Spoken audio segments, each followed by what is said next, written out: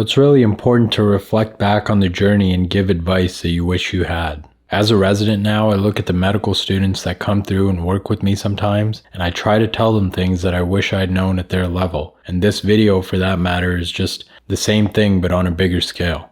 So I want to talk to you about 5 things that I wish I knew as a day 1 medical student. So let's chat first about learning resources, because this is one of the most overwhelming things that you're going to deal with. It's easy to get overwhelmed by all the information that you need to learn in such a short period of time in med school. The drinking from a fire hose analogy is pretty worn out, but it's still true. So the key is to figure out what works for you and your learning style and stick to it. Don't try to use every single resource out there because other people are doing this and that. You're not going to have the time for it, and it's going to leave you overwhelmed and not actually learning anything. Now, I'll put in the description a link to a video we made on how to actually study, so that'll give you a solid framework. But for my learning style, I like videos and audio to learn and initially understand the information. So for this, I would use Online MedEd, Ninja Nerd, or other YouTube channels if these guys don't cover it, but for the most part they do. Now, I didn't go to class during med school, but at the end of the day, the school is making your exams. So I would use those resources to learn the foundations, but then I would watch the school's lectures at like 2 times the speed or read through the slides to make flashcards of relevant information. For clerkship, the resources I spoke about earlier and case files for practice is more than enough. That's it, no overloading for no reason. Find your learning style, use the resources associated with it, and these did the job for me. Online MedEd, Ninja Nerd, other YouTube channels to cover the foundations, school-specific stuff for the exams, case files for practice, more than enough.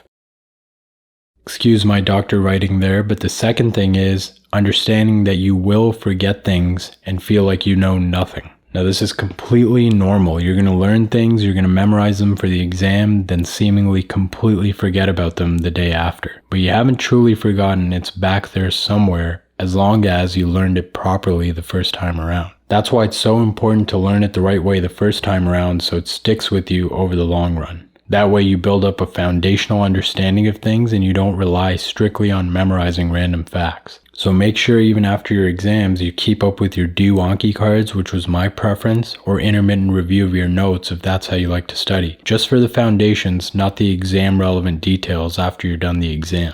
As long as you learn it the right way and you review intermittently, the foundations, which are the important part anyways, are going to be in your head somewhere. Then as you start seeing things in person during your 3rd and 4th year of med school, you're going to make real life connections to the information, which further reinforces it to your understanding and memory. Exams suck, but they do also help to force you to review the information and apply it. So trust the process, do it the right way, and it's going to come. Trust me. Sometimes it might feel like everyone knows stuff and you don't. Just stay true to your process that works for you and use every mistake as a learning opportunity. That's what you're in school for. Now, as I mentioned before, Anki is my preference for studying. There's a ton of information, it's easy to forget, and you need to memorize it for exams, and Anki is going to help with all of these things. There's plenty of YouTube videos on how to use it, so get familiar with it, make it your friend, and get the app for your phone as well. I don't play with the settings much, but you can if you want. I leave it at 100 to 200 new cards per day and unlimited reviews as they're due. This is what works for me, find what works for you. Now, like I said, we have other videos on how to specifically study, and you should definitely watch those, but the bottom line is Anki is a staple in those videos. Its algorithm takes care of the spaced repetition for you, so it's going to show you cards when you're most likely to forget them. Now, you can replicate that same process with notes. It's all about what works for you. Some people like to study with highlighters and color-coded everything in pretty notes, and that's great. You should do that if it works for you, but in any case, just make sure that you're doing your cards or reviewing your notes to keep the information fresh in your head, especially, again, the foundations. Along the way, quiz yourself and try your best to apply the information to what you're seeing in clinic and make sense of it and test yourself on it. Practice questions, case files, old exams, all of that goes here and it helps. Whatever you decide to do, you should have a solid study strategy that works for you, ideally 1 or 2 blocks into medical school. You don't want to be changing things every single block and still be trying to figure it out well into the year. Now, we have a video on this as well, but essentially when you get to medical school, you go from being one of the best in college to a sea of people where you're just one person among the many who were also the best in college.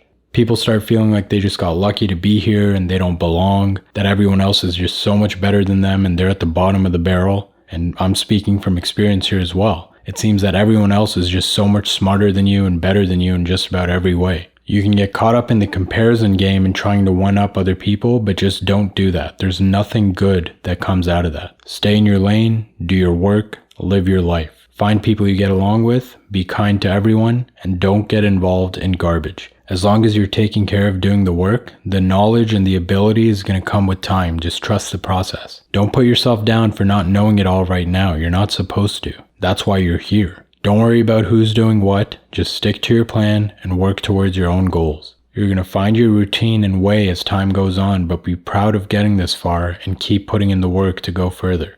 When you take care of the inputs, you don't need to worry about the outputs all that much. Time is going to pass and you're going to get there. Now, another thing that you're going to notice once you get into med school is that you just finished one marathon and unknowingly signed yourself up for another, longer, more challenging one. You're going to come to accepting the reality of the matter, which is that the process never really ends in medicine. There's always more to learn, there's always another exam, there's always another application, interview, and on and on. You might have been living your life to now checkpoint to checkpoint. Get this class done, get this volunteer activity done, get this exam done, etc.